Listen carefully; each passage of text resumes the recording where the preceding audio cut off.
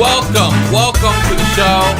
Thank you so much for tuning in. I'm Dan Vega. And I'm Angel Pomales, so welcome to the Spanglish Business Show. The Spanglish Business Show. Dude, I gotta tell you, I've missed you. We haven't been together for a couple of weeks. How have you been? I know, man. I've been great, man. I've been missing you. You've been going. A lot of people write into the show and they say, off camera, how much time do you guys get? Do you guys hang out? But we've both been so busy recently. Very busy. I feel like I never even see you until we kind of come together and do this. I know, man. Man, we've been missing you. So, so tell us where you been, man. Because I know you got a few stories to tell. I've been, actually. So, as you know, I went out to Southern California. Oh, wow. And we actually also own a book publishing company. So one of our authors is kind of a celebrity DJ, near, or VJ, I guess the word is, near like a Howard Stern type. Oh, that's pretty cool. So his name's Richard Blade. And if anybody is a follower of new wave music, alternative music, Richard Blade is basically the guy on Sirius and back in the day, K-Rock. So it was a good time. We hung out at his house. We ordered some Thai food, got to know him a little bit. And then from there, we dipped over to Baja, went down to Mexico. And I took my assistant with me, Bobby. And Bobby is, he's never been out of the country. And I told him, I said, look, we're going to go to Rosarito Beach in Mexico, but we have to, you've been there, right? Oh, I've been there many times. We have to get through Tijuana. Oh, yes. That's not a place you want to go. No. And I said, let's just get around Tijuana and go straight to Rosarito. So we took a wrong turn, and all of a sudden, things get really hairy. And I'm like, what in the world? Is the door locked? And we actually took an intern with us, who we didn't really know very well. He was a new intern. I said, let's take him and give him this cool experience. My goodness. So we're all sitting there in the car, and what happened was, like, here's Tijuana. We drove straight through the center of Tijuana, and it was a very crazy experience. But once we got past it, we got down to Rosarito. Amazing stay at the Rosarito Hotel, amazing food. I mean, know Baja is like the best food on the planet. And we went down to Ensenada and did some shopping. Ensenada. And good times. I'm sure that brings back memories for you. Oh, absolutely, man. I love when I was stationed in San Diego. We used to go there all the time. But back in the days, TJ was a lot mellow than, you went than shopping it is in now. TJ. Oh, yeah. You could go shopping in TJ. Everything was cheap. I mean, now we love it. Yeah, now you got to be careful. You have to be careful. Hey, I'm Spanish. We have to be careful. Oh, that's awesome, man. Yeah, it was a good time. And then good deal. And so my wife has been planning this trip with her father. I guess our family has been planning this trip for about a year to go to California, hang out with all the family, and then they wanted to do like a all the way up the northern coast type 2-week thing. So as we got closer and closer, she says, babe, me and my dad decided that we're going to drive from Florida to California. Do you want to drive with us? And I felt bad, but I'm like, oh, babe, I think I'm going to meet you there. That's a good drive. So I went down 4 days early to have dinner with Richard and take care of a little bit of business.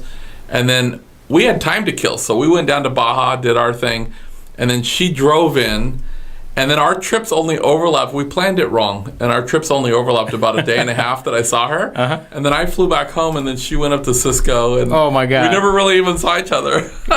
Couldn't even say hey, babe. I'm sure she wasn't complaining a little time away from me. Oh man, that's crazy. Wasn't a bad deal. Well, I've been around here, man, and I've been doing my thing. I like food. I'm always talking about food in the show. But I went to this place. I don't know how you're not like 400 pounds because that's all you talk about is food. I'm gonna tell myself every morning I go walk around or run around or something. I do a little bit of weight. You got the good metabolism. Oh, I got a really good metabolism. If I want to lose weight, I can lose it quick, which is pretty cool. But I went to this place, man. It's called Pounders Hawaiian Grill. Pounders Hawaiian Grill. Like pounders, like pounders.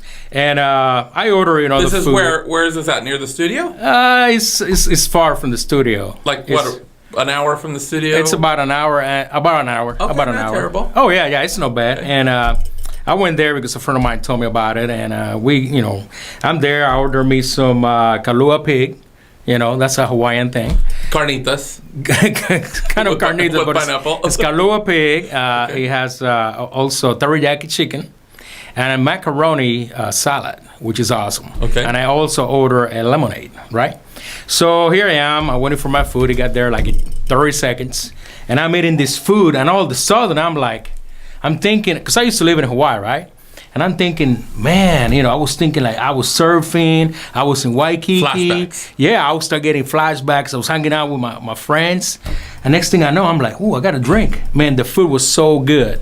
I thought you were like tripping on LSD. Like they laced the pig with something. I know. I was like, where I'm at, man. But no, the food was just so good. Phenomenal. So delicious. The drink was, the lemonade was amazing. But Pounders Hawaiian Grill, I tell you what, it's the best. So you're going to take me there. Well, I'm going to take you there, man, and you're going to love it. Hey, Absolutely. I like new experiences, and Hawaiian food isn't something that you generally see on every corner. No, you don't. And so yeah, I want to find out for myself. We're gonna go, man. We're gonna go have a good time. Or you can bring in some of this.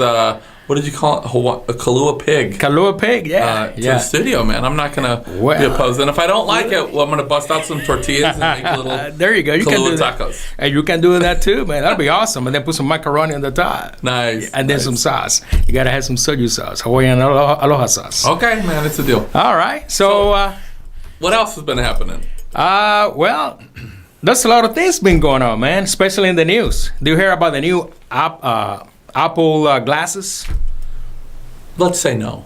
Yeah, well, they say, that by 2020, that's what I heard in the news, Apple is supposed to have some new Apple glasses. They got the Apple Watch, Apple phones, you get iPads, right. And all those things. But you're talking to I'm not an Apple guy, so. Well, I was thinking about writing them a letter, and I let them know, hey, this is I'm going to show you a sample of the glasses that I would like to have. You know what I'm saying? Like when I go on vacation. So give me 1 second here.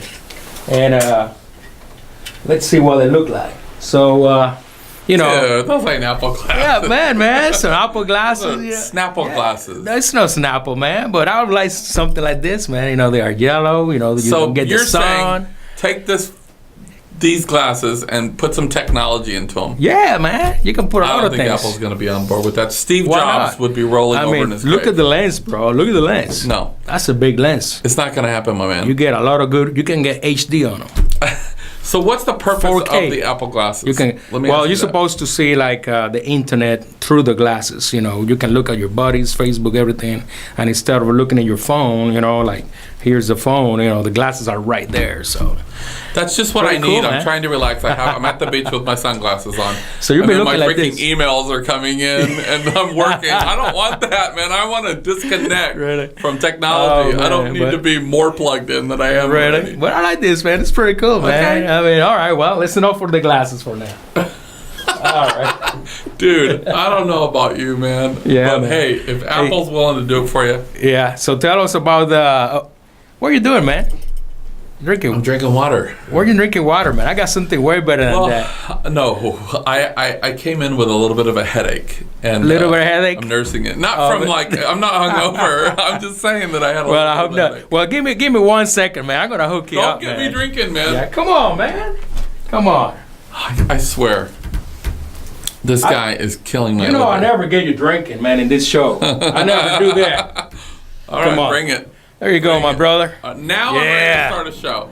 Absolutely. Here we are. Orange. We're ready. Punch? Oh, man, it's a mangarita. A mangarita. A mangarita, yeah. Take a sip, man. All right, now I'm ready to start the show. Dude, this is the best thing ever. Hold on. We can't start yet. Well, look, I'm excited about our guest tonight. Ooh, who's our guest?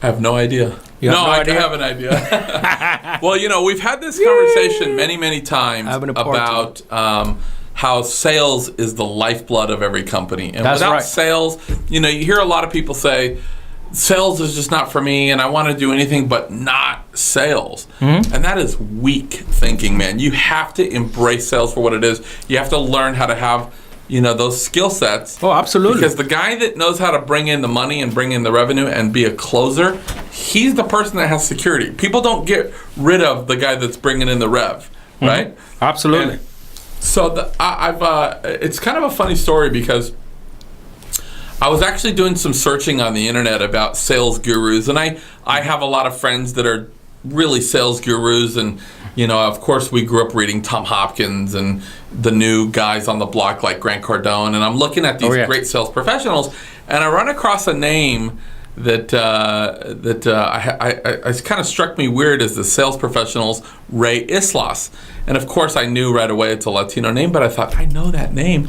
And turns out, man, we went to high school together nearly 30 years ago. Awesome. And now this guy's like the sales guru. So I said, I have to reach out to this guy. Yeah. And when I was in LA last week, we connected for dinner, and this guy really is a bulldog, man. He goes in there, gets it done. Yep. And I thought, not only being a Latino that has kind of changed his stripes, so to speak, and his future for his family, but a guy that has really acclimated to the times and learned what it takes to be successful. Pretty good, man. And I think he's going to be a great guest for us tonight. I'm excited to hear about him, man. A lot of trips and tips that we can do that's to be good. effective. So that's awesome. I'm excited, man. Dial him up, man. All right, let's see if we can find the number. I got the number. It's long distance, man. You're gonna have to long distance. No, it's. Is there even long distance anymore, or does it matter? I had no idea. Is it? Is it long distance?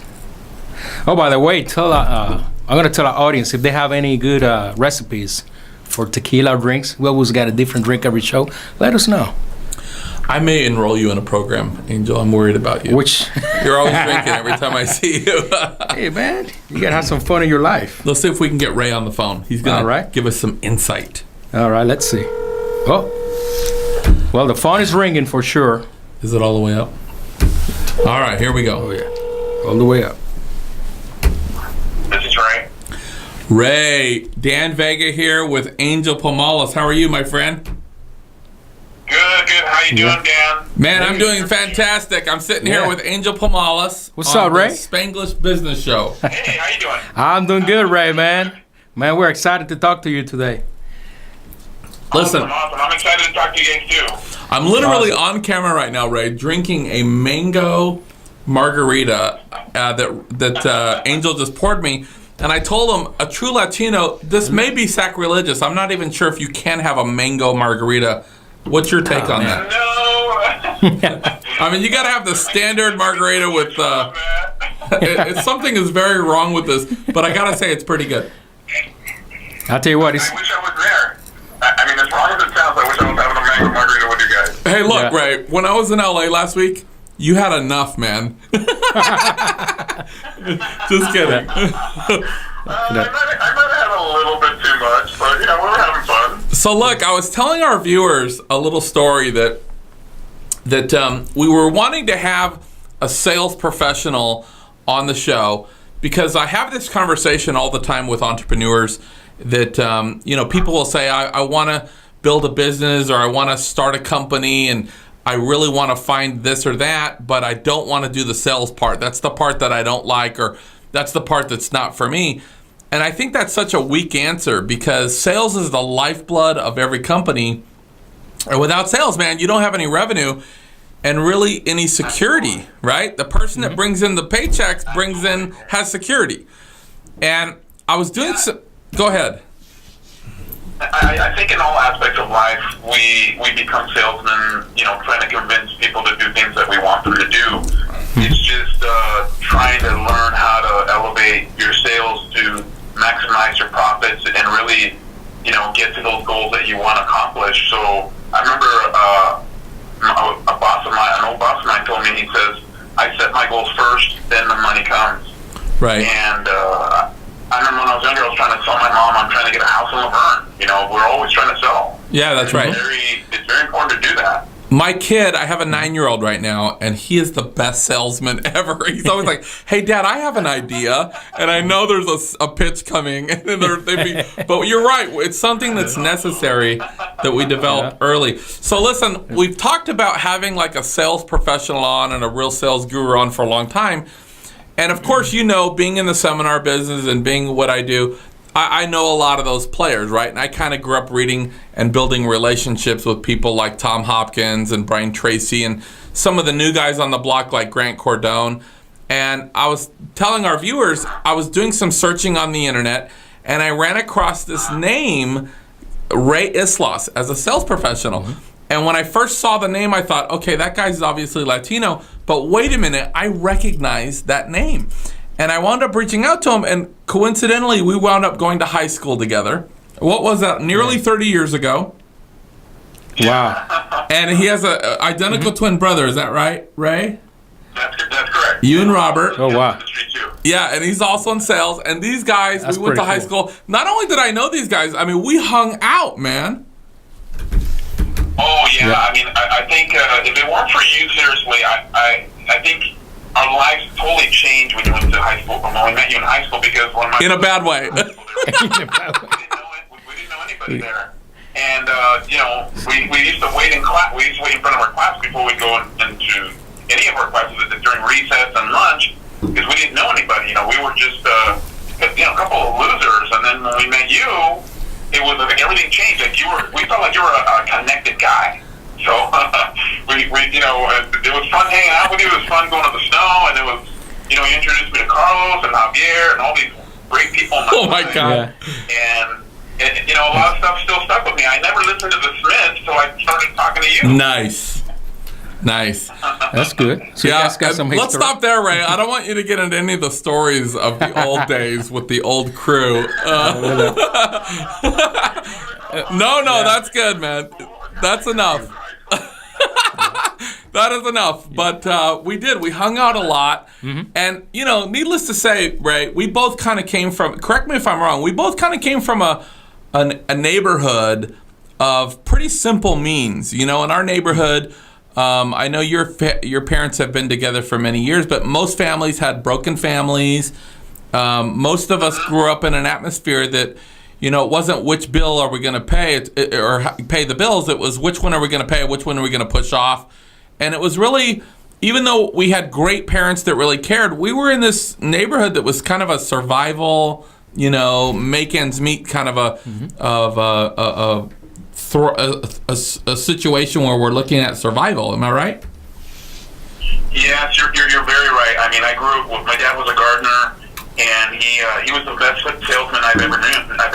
Mm-hmm. And he always told me, customer always comes first. And he had his little routes on Saturday, and he had to sell, to get these routes, to get more clients, to keep the routes going, and to make more money. Because he worked for a landscape company for many, many years. In fact, I think he was there 45 years. Wow. And the best salesman I've ever known was my father, because my father showed me how to he got me my own route. He's like, I'm going to give you 7 houses to maintain. You got to come once a month and maintain these houses in a mobile home park. And from there, I grew into 40 homes using his technique, and just really being, being people-minded and being a people-friendly person. And sure. you got to take the good with the bad and just take lemons and turn them into lemonade, is what I've always been told in the sales world. And that's what my dad did. No matter what the customer said, they were always right. Yeah, that's right. I never forgot that. Yeah, and also, was that kind of your first introduction to sales, the route? He kind of turned you on to that? Yeah, because I think at 19 years old, I was already making $1,000 on a Saturday. At 19, and I remember my dad told me one day, I said, the Chevy trucks that came out, they were kind of new aerodynamic. They used to be really boxy, and then they came out real aerodynamically wound. And I've always wanted that truck. I had my dream set on it. And I started making all this money, and I told my dad, I said, Dad, I want to buy a truck like that. He goes, you can't do that. I said, what do you mean I can't do that? He goes, you're 19 years old. You know how many people hate you? I said, why would they hate me? He goes, because you have a nice truck and they're envious of you. I said, so what? He goes, businessmen do that. Businessmen who are accomplished. And he goes, I'll tell you what. Give me a few months. Let me think about it. Maybe I'll help you co-sign for your truck. I didn't have any credit when I was younger. 5 months later, I had $5,000, and I gave it to him, and I said, I want my truck. He's like, okay, let's go. Nice. And I was really motivated to accomplish that goal. That was like one of my goals. And I figured that I had to make so much money to get there. And that goes, that coincides with that process where I tell you, if you have your goal set, you're going to get there. You just got to work hard to do it. That's right. And nothing in life ever came easy. I mean, it took a lot of hard work. Yeah, there's no shortcut or magic pill or anything like that. And I had it where my dad was actually working on my jobs. I hired him to take out some trees and stuff. He's like, I can't believe this. You've gotten so good at this that you actually contacted me to take out those trees. Nice. I said, yeah. So I thought that was pretty cool. Yeah. That's pretty cool. Well, I like it that, sales, and I always say the sales professional, because I think that sales, it's not a risky thing. It's you really, you get paid what your value is, right? And I think that in sales, it's one of the true places where you can actually kind of write your own paycheck. If you're a producer, you can make insane, incredible, above average money. And if you are a slacker and you don't go to work, then you're going to probably hurt and starve. But it's one of those things that I think that the professional salesman, the person that really embraces it for what it is and learns the technique of sales, which anybody can learn, I think that it's the highest paid profession out there. Don't you agree? Yeah, I totally agree 110%. And the reason being is, since I'm a self-employed person as a sales professional, one thing is being professional. I don't like to call myself a salesperson. I like to call myself a consultant. Yeah, that's right. And there's a big difference between that, because I think it was when people hear salespeople, they think of car salesmen and insurance salesmen, and I've been in all those industries. But the most successful would have to be as a consultant. You want to give up that. You want to treat people with your title.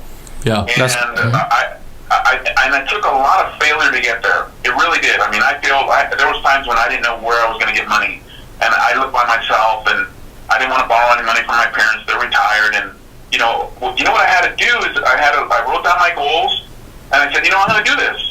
I don't have any money. I don't know where it's going to come from, but if you just take your mind off worrying if money's going to come in, and really apply it to being busy, even though you're getting turned down, even though you keep getting shut down, eventually it's going to pay off. And right now it's paying off more than ever, because what I did is I changed my mindset and really focused on going after that work, going after those people that, who cares if they told me no? Yeah, that's right. And I've been in sales environments, where people have a sense of entitlement. Oh, leads are coming in, they pay me back, I got a salary and I got all this. I can't do that no more. Even if I worked for, a company that was paying me $85,000, $100,000 a year base salary, and then I make commission. I don't like doing that, because I feel like I have, they have a sense of entitlement towards me. I'd rather have a sense of entitlement towards myself as an entrepreneur. That's right. Yeah, I always say that in the relationship between an employee and an employer, one of them is always being exploited, right? Because either the employer doesn't really recognize the value of his employee and doesn't compensate him for what truly the employee is worth, or the employer is, being taken advantage of, and the employee is kind of having a ride and just kind of milking it and doing the minimum. But it's usually not a fair exchange. One of them is getting the better deal. And when you're employed for yourself and you're out there and it's based on numbers and based on volume, you can really go as high as you want to go. But what's really necessary is self-education. You have to constantly fuel yourself and read and connect with others and kind of stay up on what's happening to keep your finger on the pulse. How have you done that, Ray? Well, that's a great question, and I actually had to do that, especially when I was down and I was waiting for these to get paid on these jobs. And I didn't see any money coming in. Sometimes we cloud our minds with like, oh wow, I got to pay this bill and I got to pay that bill. What I strongly suggest the thing that really helped me out is I would go to the library and read books on self-motivational books like Dale Carnegie and Napoleon Hill. And they're very inspirational. I noticed that once I started reading those books, and then I started measuring my sales ability in the house when I was doing a consultation, and I faced so many clients in my life, and I faced so many no's, and you kind of get upset and kind of pissed off about that, Yeah. But then that works against you. So if you would take away that negativity that you have and replace it with, okay, I'm going to work that customer, I'm not going to let them go, but I'm not going to be pushy about it, I'm going to be professional about it, and kind of take it away, take the sale away, has worked for me a lot better than someone telling me no and then just walking away and let that customer go. There's money there. You just I remember at a job I was at, you just got to shake the tree. There's low-hanging fruit everywhere. It's all in the way you perceive it. Yeah. It's all in the way you come after it. I mean, and me, now my phone is ringing off the hook because I got people who want to recruit me. I got people who want to, they want my services. They want to move forward with the things I sell. Right. And I created that. And why? Because I read these books. I wrote down my goals. They're simple things. It doesn't have to be something so elaborate. It's just the way. It's how you focus on your goals and how you're going to get them done. What are you going to do to get there? First of all, it's attitude. Because attitude makes anyone successful. And if you have you can have all the smarts in the world, but if you don't have, and you can be a great salesman, but if you don't have the attitude, that you might as well take that great salesman away. That's right. Mm-hmm. Yeah, what did Zig Ziglar say?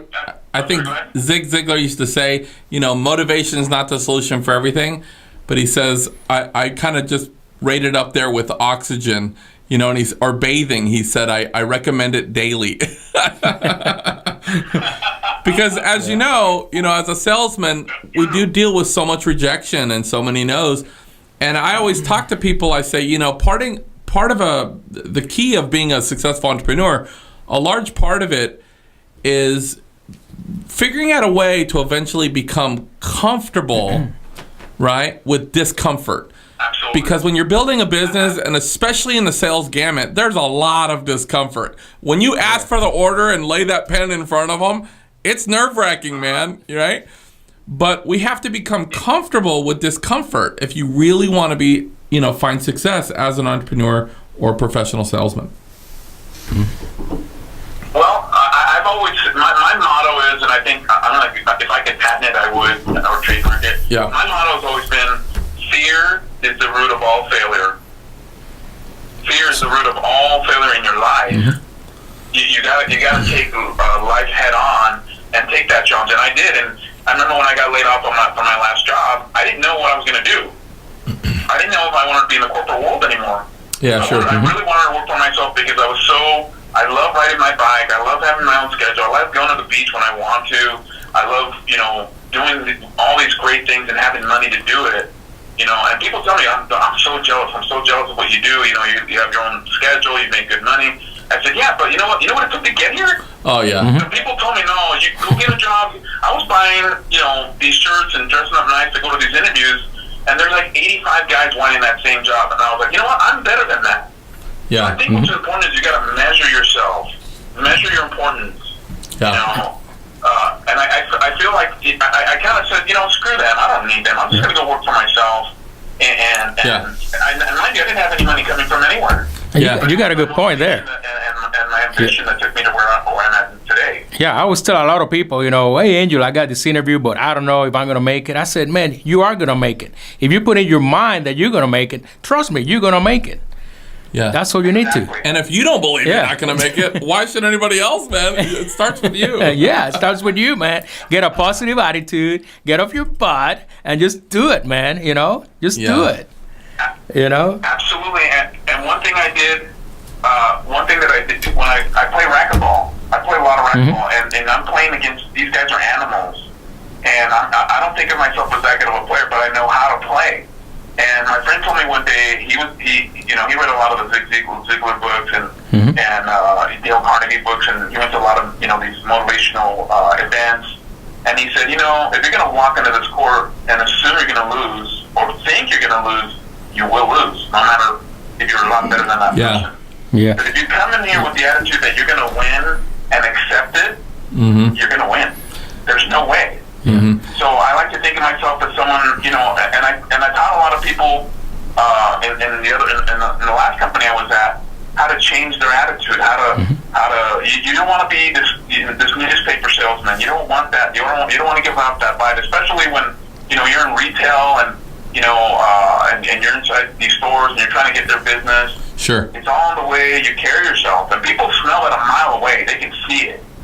The frustration. And we all get frustrated. I mean, I can't say that I haven't gotten frustrated, but you know what? The best way to overcome frustration is, hey, I'm much better than that. I add value to this company. I add value. I want to add value for myself now. Sure. That's the way we should look at life. Yeah.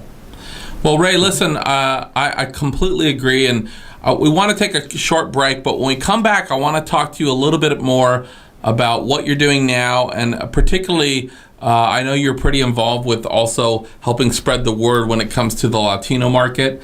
So let's take a quick break, and we'll be right back with Ray Islas.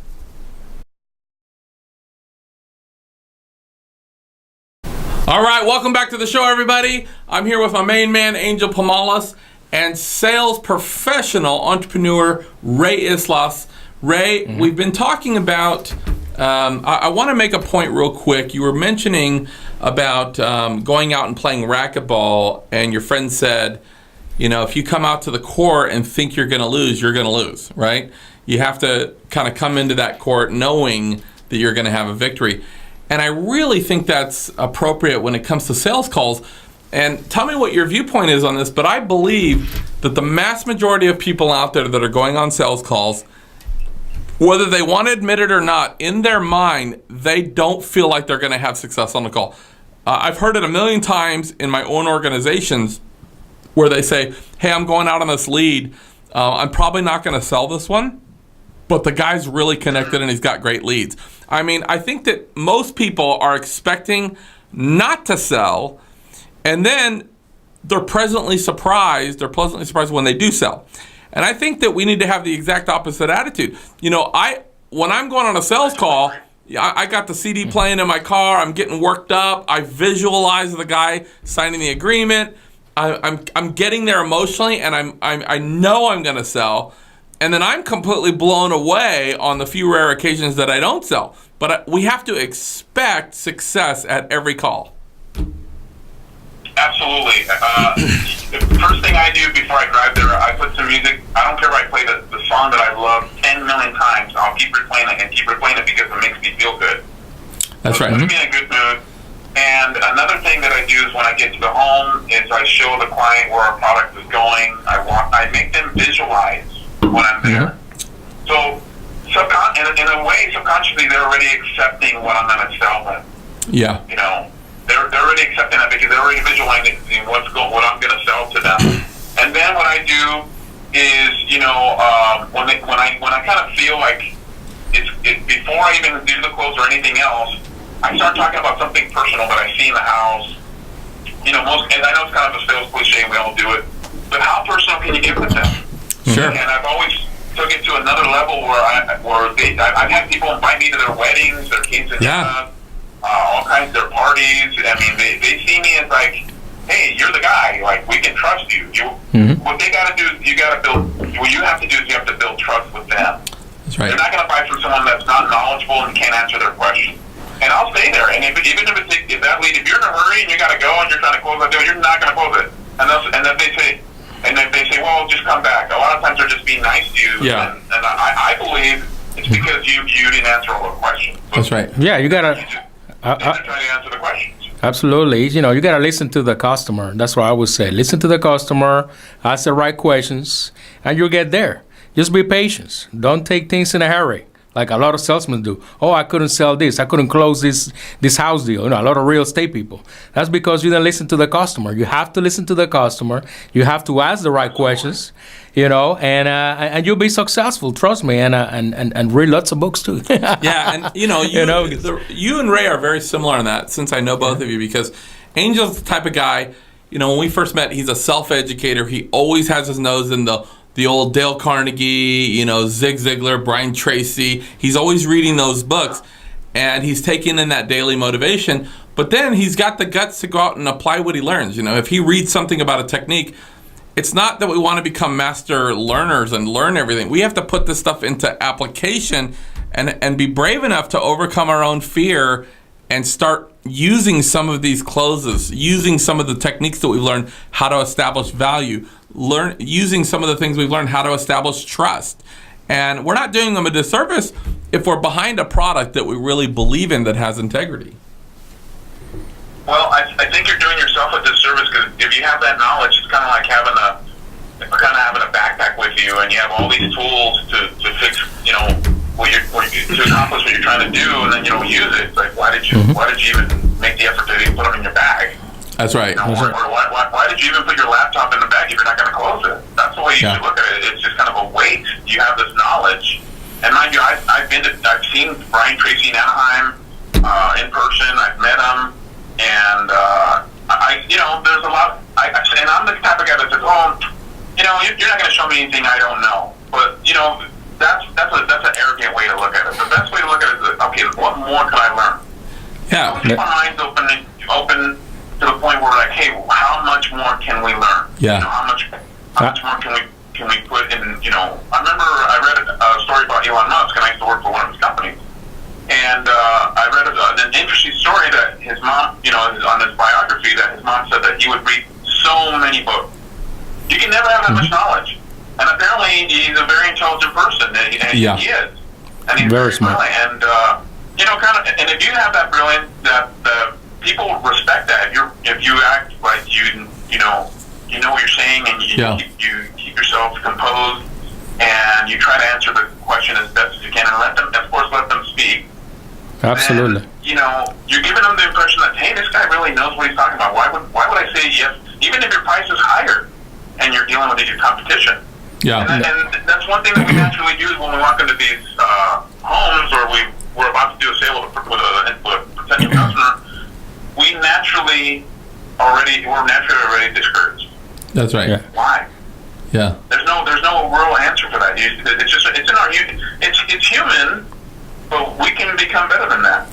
From the minute before we even walk in the door, from the minute before we see that client, it's all attitude. It comes back down to attitude. Well, and I like the point that you made about staying open to learning, because the day we think we have it all figured out is the day we start going backwards in business.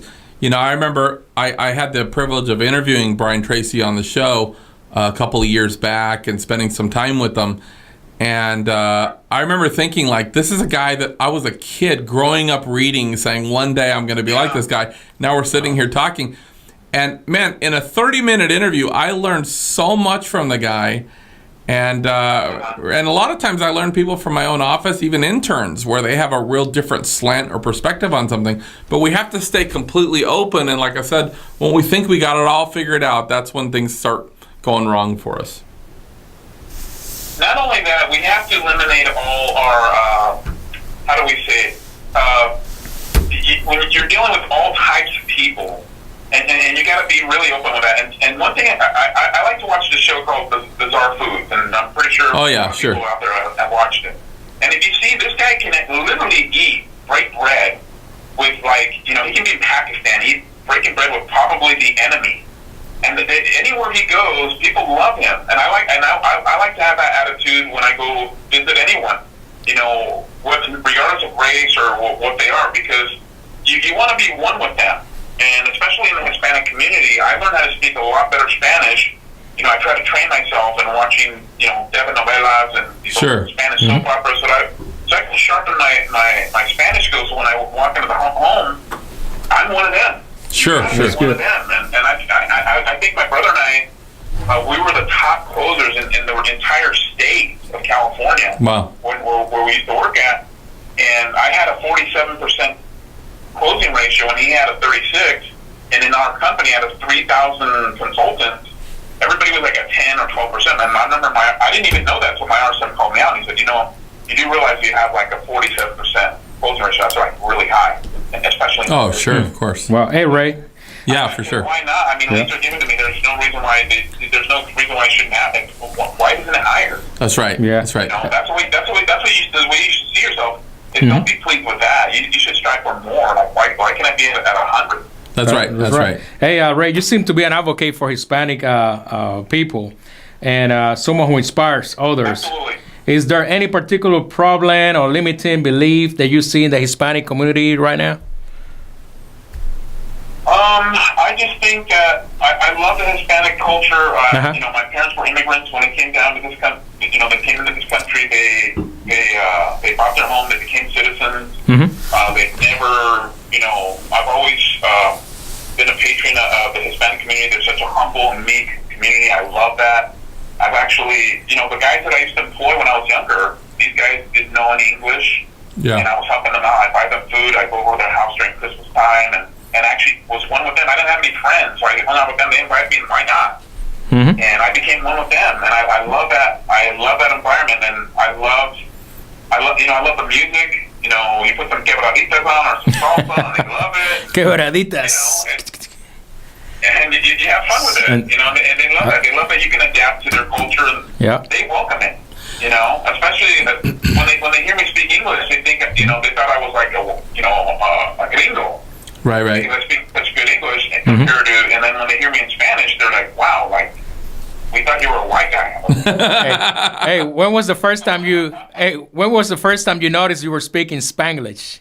Well, it's funny you say that. I was actually at a consultation, and I was trying to say certain things. Like the guy was asking me, he said no to me. He didn't want to move forward with my product that I was trying to sell him.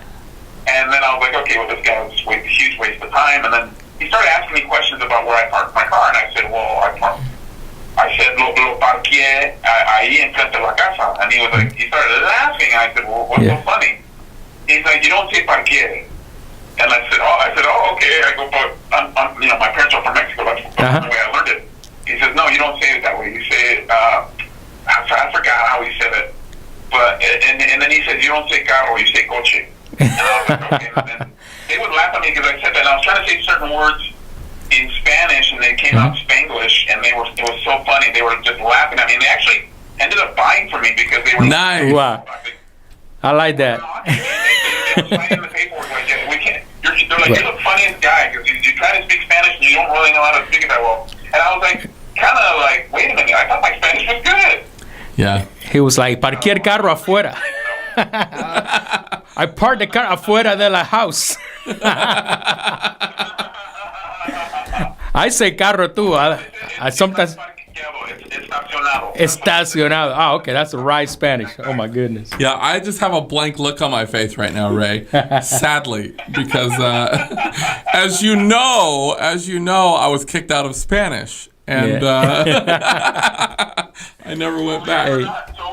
Hey, Ray. We know you talk about your dad being an inspiration, but do you have any other times where you were looking at maybe you were going through rough times?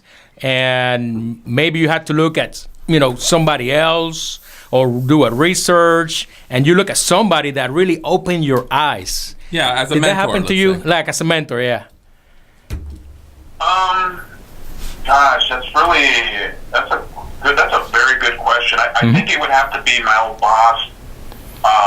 He was, I used to work for this insurance company years ago, and he's the one that told me, he always mentored me, and he would tell me, he says, if I were you, every day before you walk into this office, and the leads are given to you. We had these leads that were on a phone system, and they go with the auto dialers, and they were just dialing all day. All you had to do is make sure you got someone on the phone, and then you're on the queue, and then once they're on the phone, you pitch them, insurance or whatever your product you're going to sell. He says, if I were you, I would write down my goals every day. I said, why? That doesn't make any sense. Because you're more eligible, it's more likely that you're going to close those deals. Yeah. And then what I would do every day, I would email to him, I'm going to go ahead and do this. And I said, it didn't make sense to me, but now it does make sense to me because now I'm visualizing what I'm going to do. And he said, it's all mind over matter. I said, really? I said, yeah, one day I had I was like scared that I was going to make my numbers in 1 month. And I was falling behind, and I hadn't sold anything for halfway through the month. And he goes, come into my office, I want to talk. And I thought he was going to fire me. And then he said, you're your own worst enemy. I said, really? Why do you say that? He goes, because you have all this doubt, and you have all this fear. You created it. That's why you're not selling. You need to take that and turn it around and just enjoy life. Even though you don't have one penny right now, enjoy life. First, think of the happiest thing you can think of right now. Okay? And replace that thought with the bad thoughts you had before you came in here. So you're right.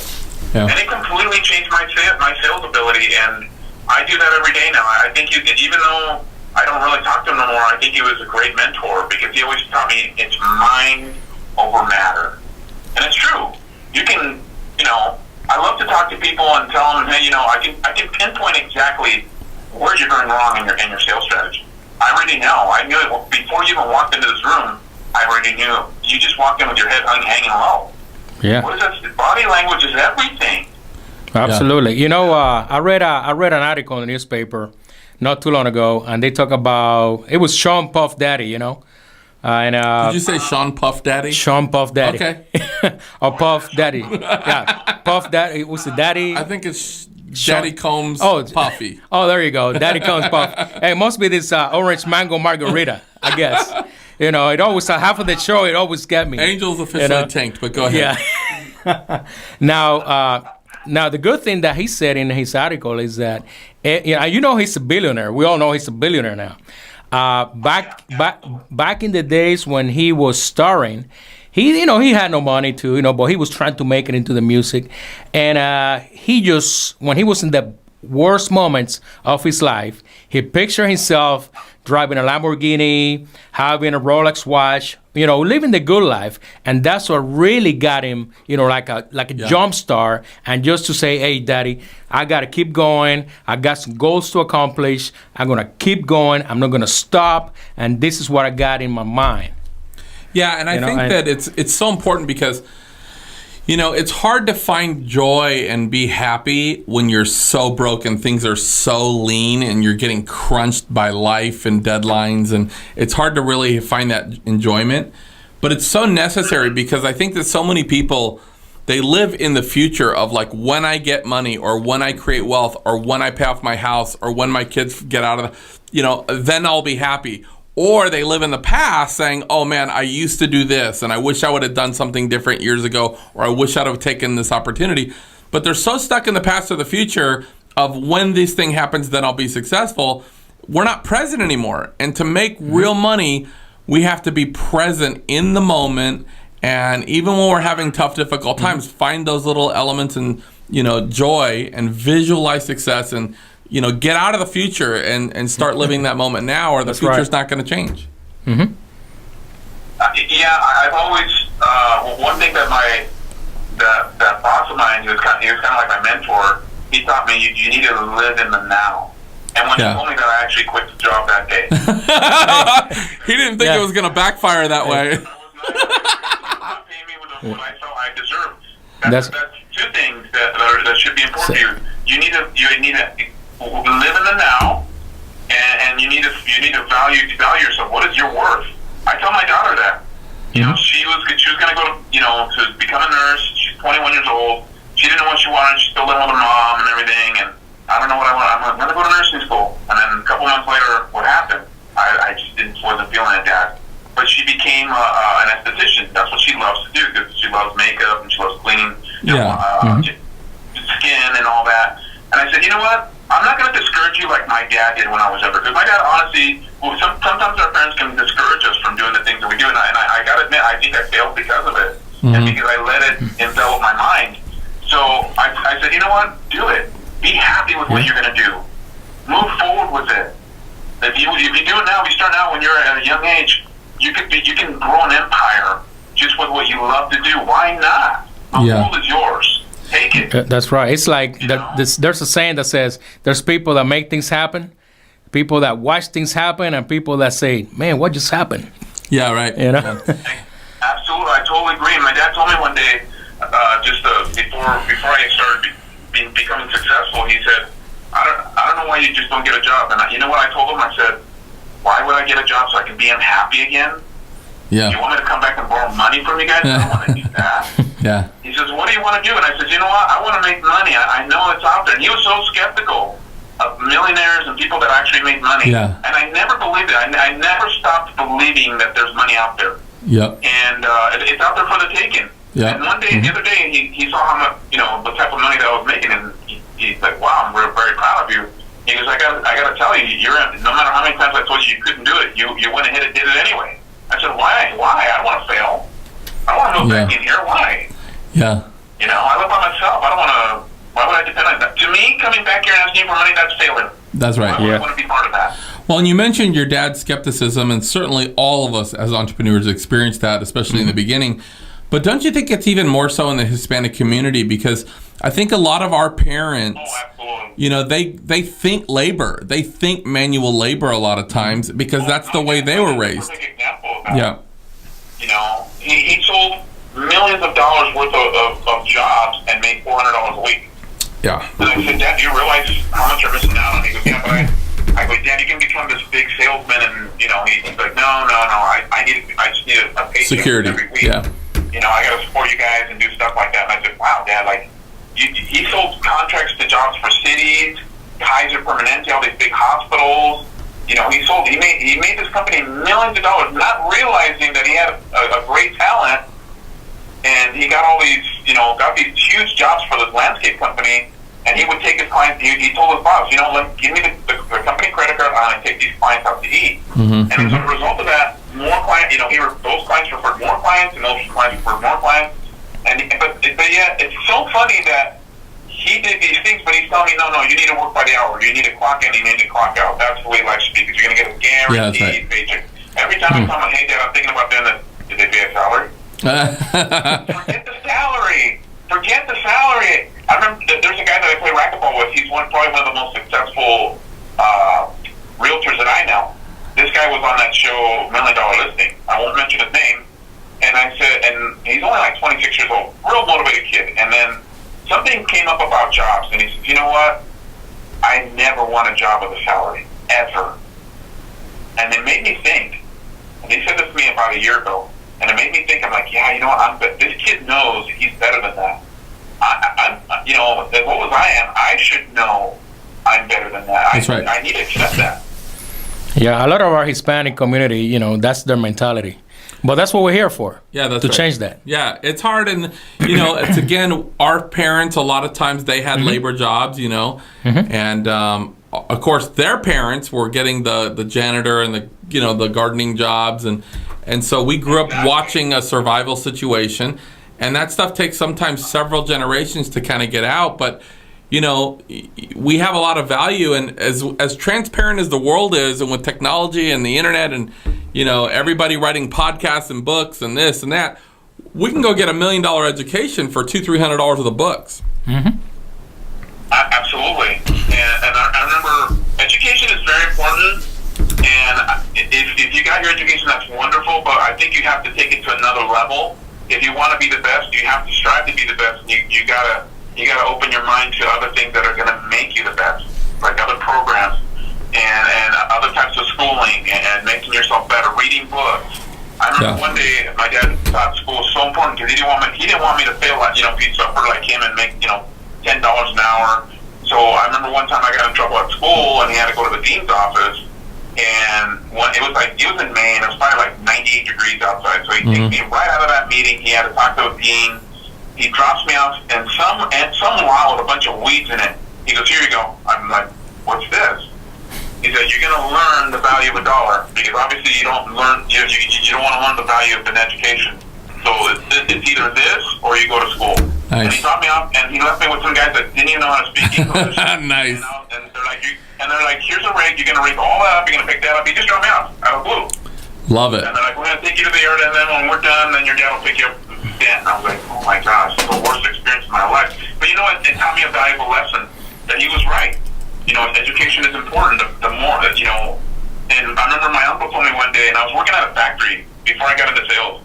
He says, with that education that you have, and you can speak 2 languages, I'm amazed that you're here making $16 an hour. Why? That's right. That's right. Why are you here? They were like, hey, vato. Angel looks like a vato right now. He's got the shades on. Ray, listen, we got to take a short break. But I want it when we come back. We're going to get into our lightning round.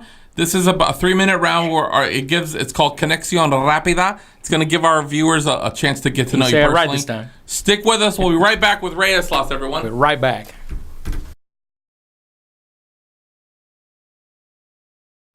Okay, welcome back, everybody. Thank you for coming back to us.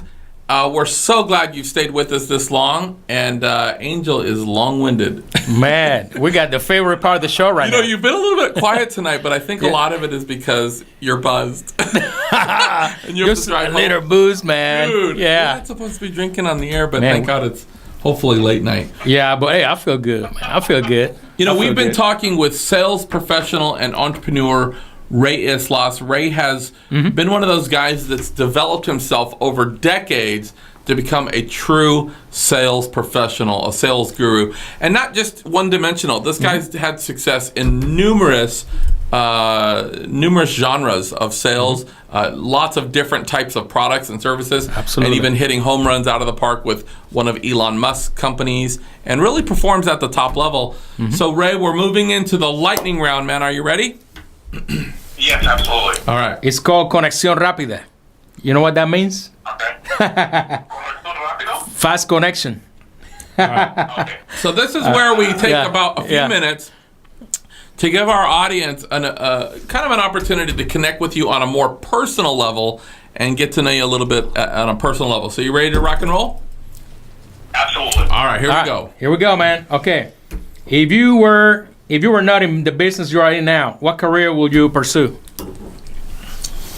I think I would be a homicide investigator. I always watch those first 48 shows. I want to figure out like how this and this happened and what, I want to give, I want to read through the storyline and find out what happened to that person. I always wonder what it would take for a human being to kill another human being. I've always had a fascination with that. I mean, I know it sounds morbid, but then again, I care for the person that got killed. I've always was wondering, like, I want to be out there to help people try to find this person that did that to their loved one. So like a CSI and track them down and find clues. And Detective. I want to crack the case. I want to figure out how that happened. I love it. I love it. Detective Ray. All right. And is there a field that you could never see yourself in at all? That's a very good question. I couldn't see myself being a police officer, even though a lot of people told me that I should. But and I have a great respect for police officers. I have a couple friends that are, several clients that are. I have a wonderful respect for them. I just couldn't do that job, and I know they get paid well. And a lot of people tend to think, oh, it's a great paycheck because they get paid very well out here. However, there's no way I could ever do that. I can just never shoot anybody. That's just not in my blood. Somebody has to have blood to do that. Will to do that. And I just can't do that. Back in the 80s, I used to dress like Miami Vice, pink, shirt. Yeah, I didn't have the Ferrari because I was only like 16. I wish I did, But man, I had the white shoes, Nice. Oh yeah, the white. White roll up sleeves on a blazer. Yeah, I dig it. The shades. Oh yeah, I bought me a fake Rolex. I think it was back then. What? And it was bling bling, Did man. they have fake Rolexes They back did, then? man. Yeah, it was like $5 back then. I don't know, but it looks good. Everyone's like, "Where you get that watch, man?" If they only knew it was a fake Rolex. Well, they know now. They know now. Well, too late now. All right. Now, tell me, what music do you listen when you're trying to get like in the zone, man? Yeah, you're going to your sales calls. Yeah. What's the music you listen to get in the zone, man? Besides cumbias. If I want to get into the zone, I love to listen to indie music, indie rock. It sounds a lot like 80s music because I grew up, during the 80s. But something that really gets me going is like They got indie rock? like electronic music mixed with like indie rock, and I like the trap music, the bass and drum, and it just pumps me. And sometimes I use it when I ride my bike, and I'll do 26 miles on my bike, and or when it puts me in a happy mood. So when I'm walking into that client's house, I'm like, the heat can't bother me. The house is a mess. It's not going to bother me. I'm interested in sales. Nice. Even if they're already negative when I walk in, that's okay. I'll lighten up the room. I'm ready to go. Do you like big bass or slow bass? Slow bass? Yeah, slow bass. When the bass? boom boom in your car? I thought you were talking about fishing. Oh, bass. I can do that Hey. too, I can listen to the My English kind of messed up too, so sometimes Dan got to correct me. No, Angel likes that slow bass. The slow Like bass. the smallmouth. I meant slow bass. You're right. I like it too. Yeah. I like to. I'm a drum and bass type of guy. Yeah. So You I were like to hear some EDM when I go in a house, or kind of like a party music. Gets you all excited. That's right. Totally. And what's your favorite guilty pleasure? Guilty pleasure. Yeah.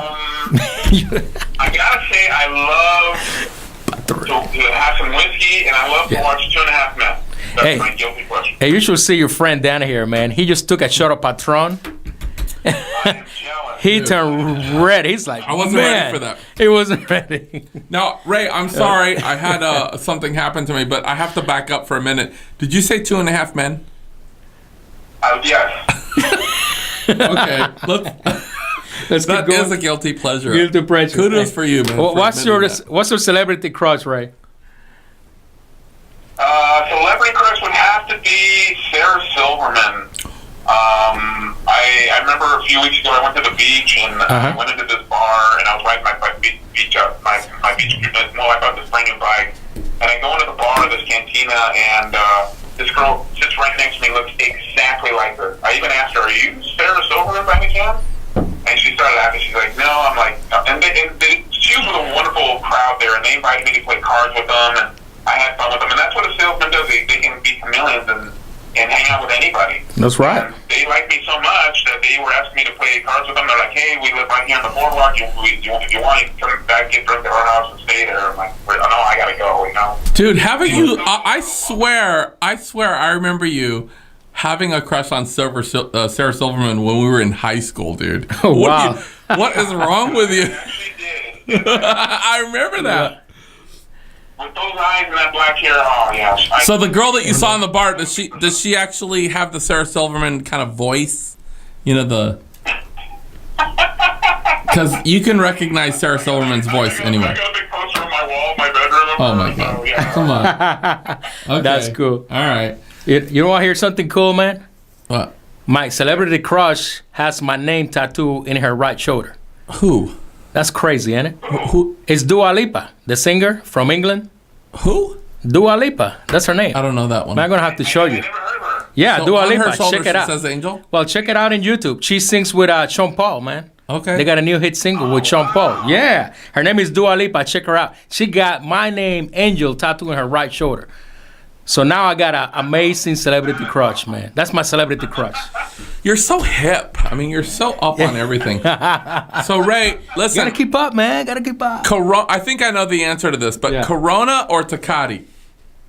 Tecate. Oh, Corona. Tecate. Did I say it like a white guy? Yeah, you said I'll go white guy. Tecate. Do you like Tecate or Corona? What's Tecate? Corona. Okay. What's Tecate? Tecate. It's Tecate, ese. Tecate. Corona Yeah. or Tecate? Corona. Okay, Tecate. So Corona, right? No, dude. Absolutely. He said You're a Corona. Corona guy? Yeah. Oh man. He said Corona. I mean, I'm not a big beer drinker, but if I'm gonna drink beer, I'll drink a Corona. Okay. There you go. You're like me. We're cool on that. What about luxury car or low rider, SA? Luxury car or lowrider? That's a good one. That's a good one. I think Ray's drinking too. Ray's thinking about this one. So luxury car, Ray, or lowrider? It's got to be a luxury car. Since I used to work for Elon Musk's company, the Tesla, Nice. the P1000. So no- The car's faster than lightning. No more hydraulics. We understand. No But more back in the hydraulics. days, dude, you guys used to bounce a little bit. I remember you guys had you and Robert were kind of cholos a little bit. Yeah, we used to hang out like we grew up in the hood. We grew up in a city where there was cholos there, and they were gangsters, and they taught us how to be tough, and but when we came to Cabina, it got all washed down. I mean, it was just a completely different environment, and we were trying to adapt to that. So Except for when I made you guys fight Troy Neely. You did and I did get a couple good hits on him, but I ended up with a black eye that day. I actually instigated a fight with Ray and another guy. Hey, you're really going to have to come our way because I want to hear more. You did the same thing with Joaquin, and he was a cholo. Remember that? I did. I made you guys fight. I don't know why I was like that. I was bored, I guess. Man, you got some good history, man, so I want to hear more from you guys. Yeah. Hey, I know I'm hungry right now, but, talking about this next question, menudo or chicken noodle, Ray? Menudo or chicken noodle? I'm hungry right now. Menudo, right?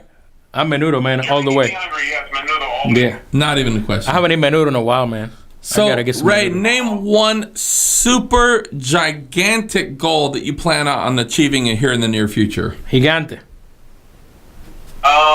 It's gotta be, if it's gigantic, I mean, I want to buy a house. That's a big house on a hill.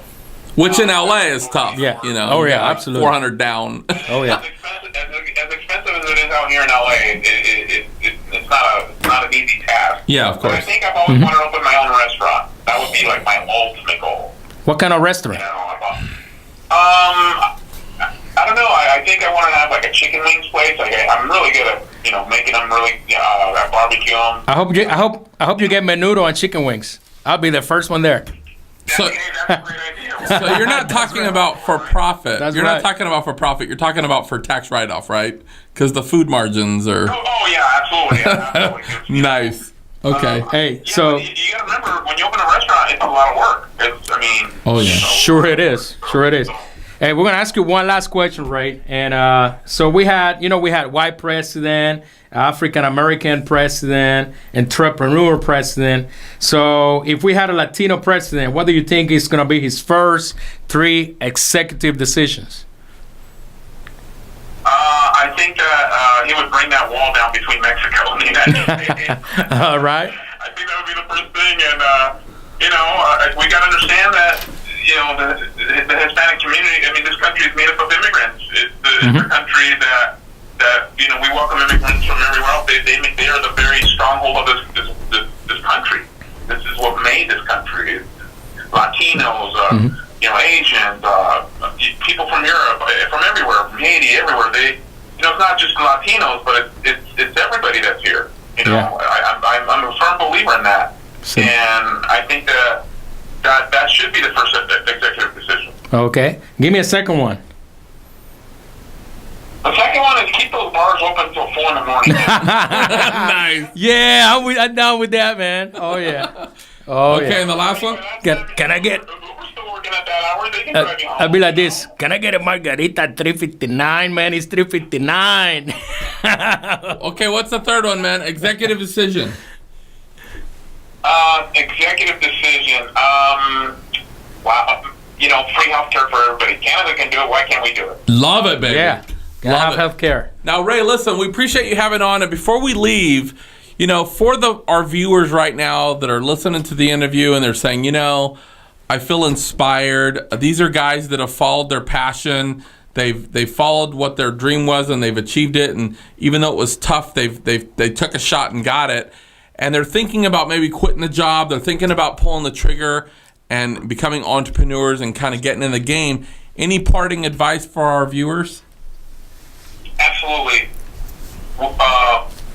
If you feel like doing it, you got to do it. If you never do it, you'll never know unless you try. And the only way to do it is you got to execute that dream. If you have a dream, that dream will never materialize if you are just happy settling. That's right. You have to think outside of the box. Absolutely. I remember my marketing professor said, do you know what a paradigm is? I said, yeah, I know what a paradigm is. He goes, do you want to be a paradigm? I said, no, I don't want to be a paradigm. Then you have to think outside of the box. And go after those dreams. Yep. Absolutely. I did. If I can do it, you can do it too. Believe Absolutely. me, if Ray can do it, anyone can do it. Awesome. No, I'm kidding, Ray. I failed many times and have still been told, go get a job. Well, many times. And people that didn't believe in me, you know what? That just fed my ego. That's right. That fed my drive. You gotta fail to success in the future. You gotta learn. Absolutely. Absolutely. Well, that's great advice. We definitely don't want to live with regrets and saying, man, I wonder what would have happened if I would have launched that company, or I wonder what would have happened if I would have took a shot here or there. And, it's okay to fail. We've all failed. Most entrepreneurs have failed as much or more than they've succeeded. But it only takes that one great idea and a lot of hard work and a lot of due diligence to make it and really be able to live, that life that most people can't live. And Ray, you're certainly a great example of a guy that's done that. You've managed your fear well. You've really looked at your vision and you went after it despite opposition. And you're one of those guys that didn't give up and has now reaping the fruits. And we've really enjoyed having you on the show, man. And hope you'll come back, would you? Thanks, Ray. I appreciate it. Yeah, come back. We'd love to hear from you. Yeah, we wish you the success in the future. All right. Well, listen, that's all we have for the Spanglish Business Show. As always, my friend Angel, thank you so much. Ray, you're welcome. We want to see you back on the show, my man. And you have an invite anytime. Anytime. Let me know when you want me to be on the show again. All right. Okay, amigos. Take care. We'll see you next time. Take care. See you, buddy. Bye.